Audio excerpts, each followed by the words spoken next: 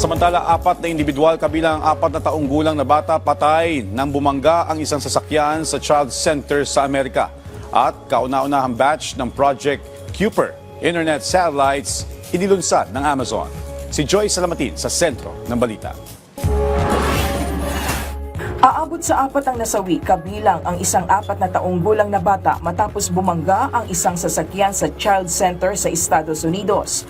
Ayon sa Illinois State Police, naglalaro sa 4 hanggang 18 taong gulang ang mga nasawi.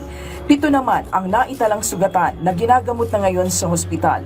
Ikinalungkot naman ni Illinois Governor J.B. Pritzker ang nangyari at tiniyak ang hustisya para sa mga biktima at investigasyon sa insidente.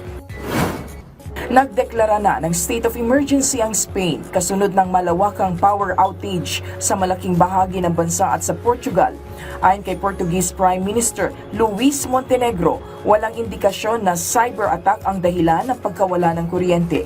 Apektado ng power outage ang mga airport, tren at establishmento, dahilan para mag-hoard ang mga mamamayan ng mga batteries at radyo. Sa ngayon, unti-unti nang nababalik ang supply ng kuryente sa halos kalahati ng populasyon ng Spain, pero hindi pa rin natutukoy ang eksaktong dahilan ng power outage. Inilunsad na ng Amazon ang kauna-unahang batch ng Project Kuiper Internet satellites na tatapat sa Starlink ni Elon Musk. Kahapon ang inilaunch mula sa Cape Canaveral Space Force Station sa Florida ang Kuiper Atlas 1 na may dalang 27 satellites. Una na rin itong sinubukang i-launch nitong nakaraang linggo pero napurnada dahil sa masamang lagay ng panahon.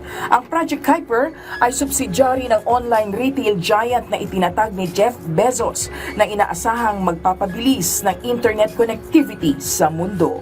Joy Salamatin para sa Pambansang TV sa Bagong Pilipinas.